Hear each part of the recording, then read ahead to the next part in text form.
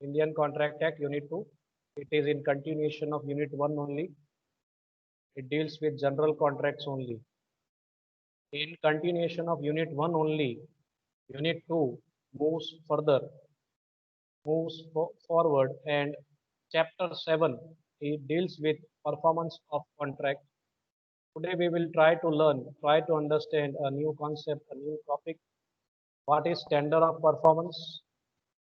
Discuss its essential elements, or we can say discuss essential elements of tender of performance. Sir ये वो tender नहीं है जो सरकारी टेंडर हम समझ रहे हैं, इसका मीनिंग अलग है. टेंडर ऑफ परफॉर्मेंस शब्द सिर्फ टेंडर भी नहीं है, tender of. So let us try to understand in detail with introduction first. Friends, we have already learned about the contract. What is contract? Contract क्या है sir? Contract is an agreement enforceable by. Contract एक agreement के स्वरूप से इस तरीके से convert होता है कि हम उसको लीगली चैलेंज कर सकते कोर्ट में जाके. Means where there is an intention between the parties to create legal obligation, जहां दो पक्षकारों के बीच में ऐसा समझौता हो रहा है, ऐसी एग्रीमेंट हो रही है कि दोनों एक दूसरे के लिए लायबल है. If any one of them makes breach of contract, both are liable to each other. In that cases there is a legal obligation created. एक जिम्मेदारी खड़ी हो जाती है आके, एक जिम्मेदारी का निर्माण होता है. वो जिम्मेदारी लीगली हमें फिल करनी है, निभानी है. After the formation of the contract, the parties are supposed to perform their respective promises. हम जब कॉन्ट्रैक्ट करते हैं तो कॉन्ट्रैक्ट के अंदर सर एक दूसरे को प्रोमिसेस शेयर करते हैं. That I will sell you goods for ₹40,000. दूसरा कहता है कि as and when you will deliver the goods I will pay you ₹40,000. एक इस तरीके से हम प्रोमिसेस की शेयरिंग करते हैं. तो प्रोमिसेस के अंदर एग्जैक्टली होता ही क्या है सर? To perform. एक कमिटमेंट होती है to provide performance under the contract. तो आपने परफॉर्मेंस देना, so you are suppose to perform under the contract. अगर हम परफॉर्मेंस देंगे तो क्या होगा सर? अभी तो हमें उसमें से डिस्चार्ज मिलेगा, फ्रीडम मिलेगी उस कॉन्ट्रैक्ट से.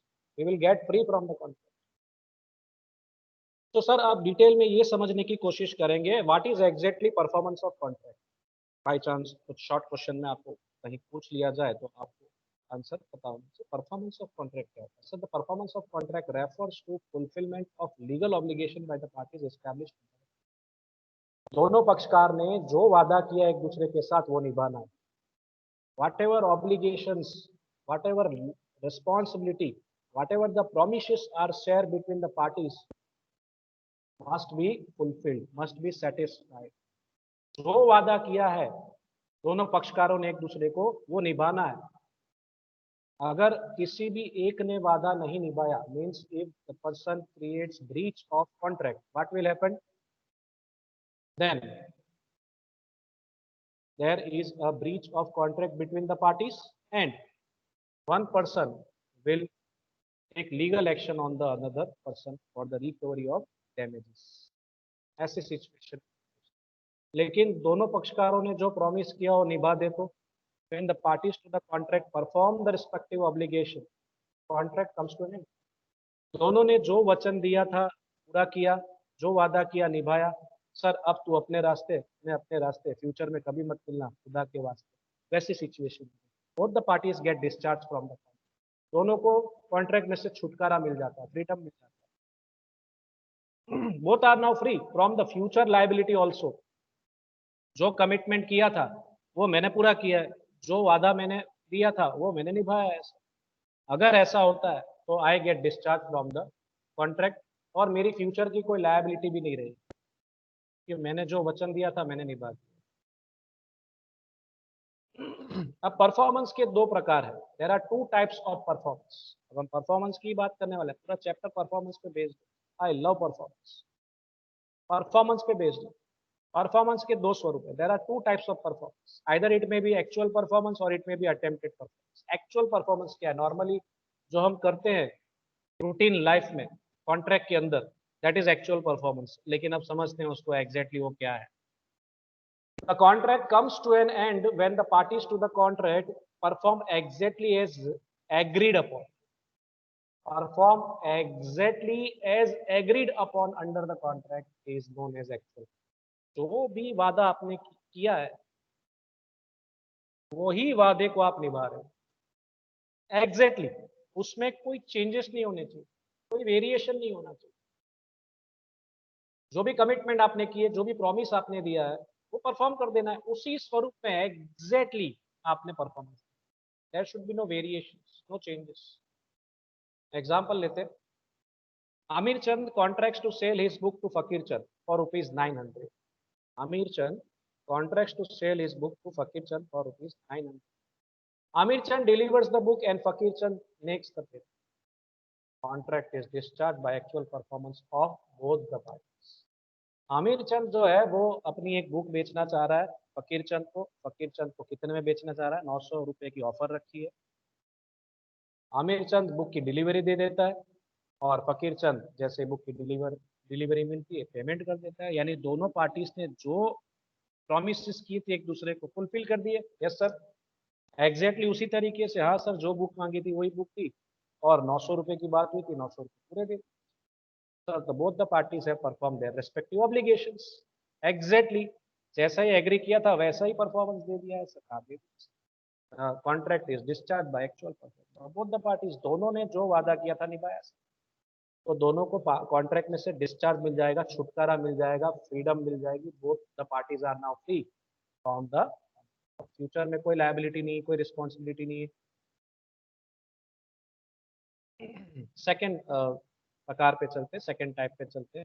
ये यहाँ से आपका इंपॉर्टेंट सेशन स्टार्ट हो रहा है क्योंकि क्वेश्चन जो था हमारा इसी के बेसिस पे था, what is tender of performance.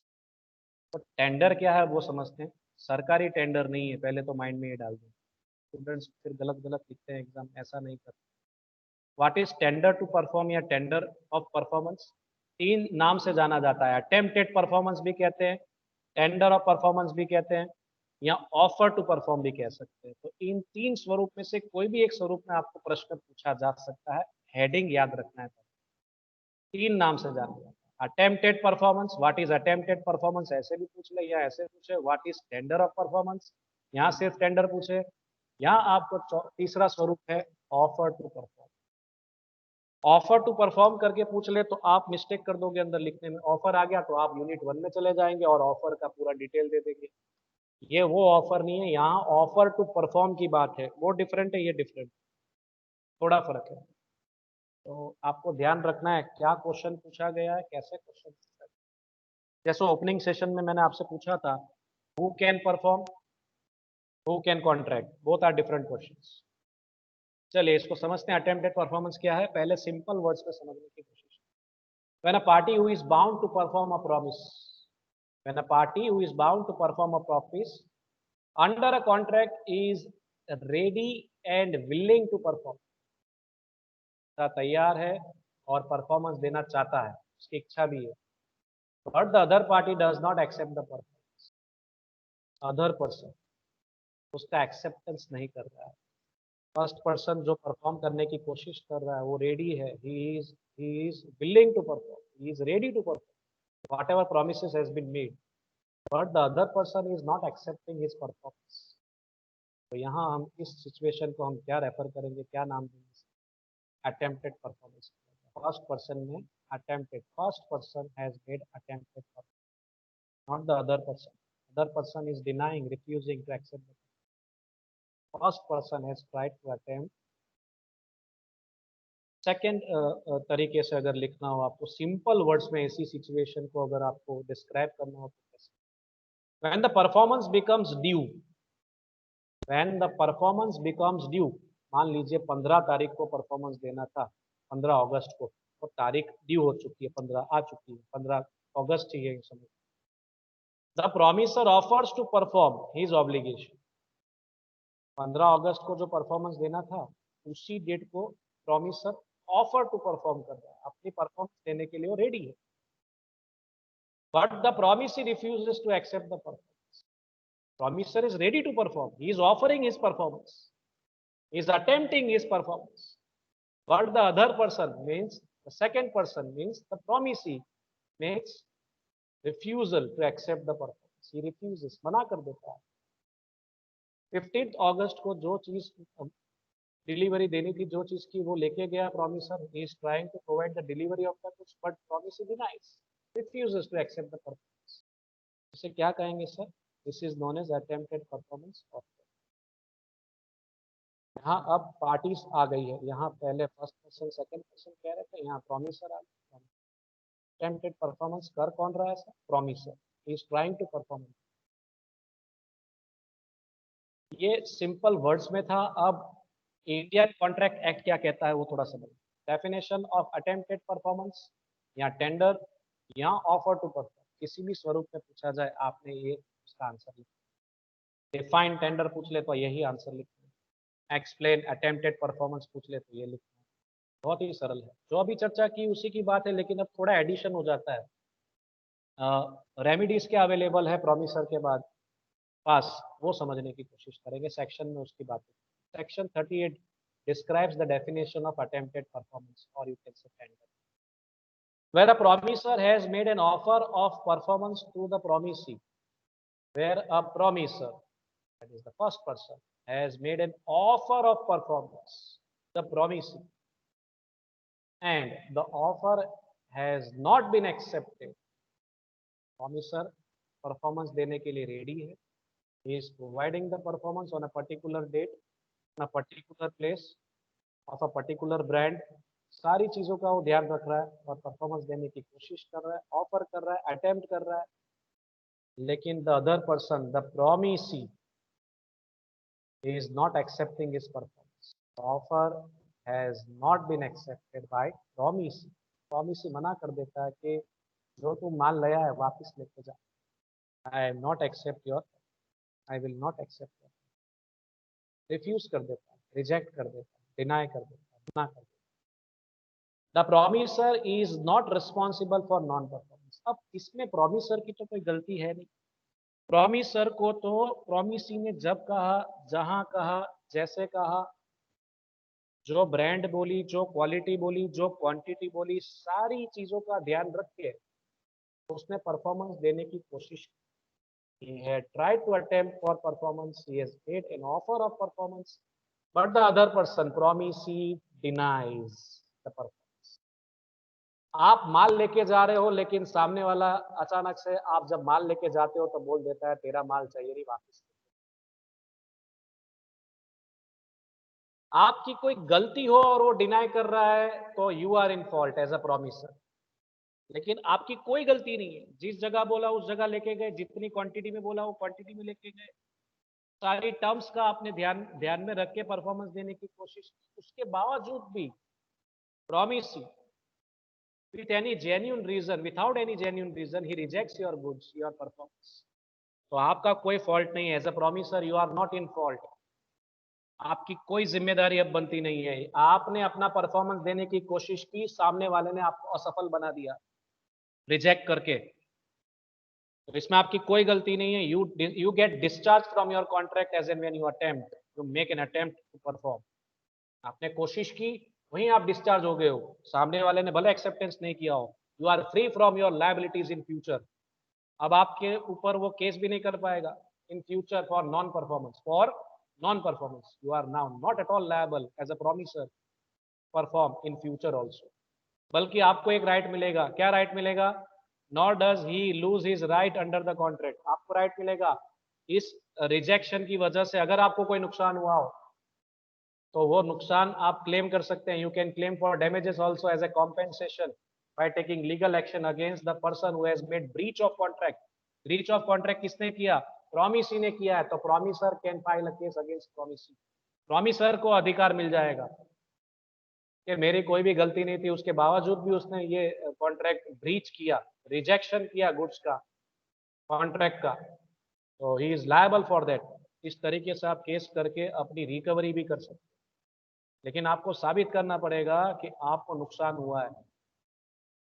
चलिए जेके एक एग्जांपल लेते हैं. JK promises to deliver certain goods to PK. JK promises to deliver certain goods to PK. JK कौन है? प्रॉमिसर. पीके कौन है? प्रॉमिसी. पहले ये समझना जरूरी है.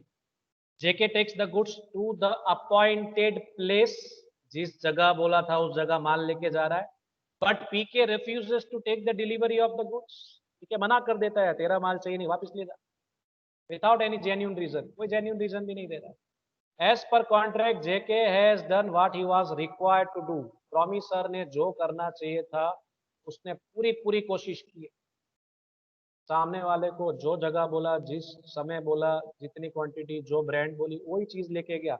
उसके बावजूद भी अगर सामने वाला आपका आप ऑफर टू परफॉर्म कर रहे हैं लेकिन वो एक्सेप्टेंस नहीं कर रहा है, रिफ्यूज कर दे, तो it is a contract of attempted performance from promiser. Promiser ने अटेम्प्टेड परफॉर्मेंस किया है, यानी उसकी कोई गलती नहीं। अब इस सिचुएशन में जेके यानी कि प्रॉमिसर कौन से स्टेप्स ले सकता है? डिटेल एक्सप्लेनेशन इसी example. JK as a promiser वो क्या कर सकता है, उसकी क्या रेमेडी है, क्या सॉल्यूशन है, क्या राइट्स है उसके पास? तो JK shall not be held liable for non performance. अब उसकी फ्यूचर में कोई लायबिलिटी बनती नहीं, उसे जो करना था वो तो करने के लिए रेडी था, जो चीजें बोली थी लेके आया था, जिस जगह बोला था लेकर, लेकिन सामने वाले ने डिनाई कर दिया, is not at all liable in future. In fact because tender is as good as performing the contract, ऐसी सिचुएशन है, tender is as good as performing the contract. उसने कोशिश की, he get discharged from the contract. In fact, the promiser that is JK has a right to file a suit against the promiser that is PK for the breach of contract, for the breach of, बल्कि अब वो case कर सकता है और case करके अपनी जो रकम बनती है सर वो रिकवरी कर सकता है। और रीजन क्या होगा? He will file a case against promisee that is PK on the basis of making breach of contract. So now let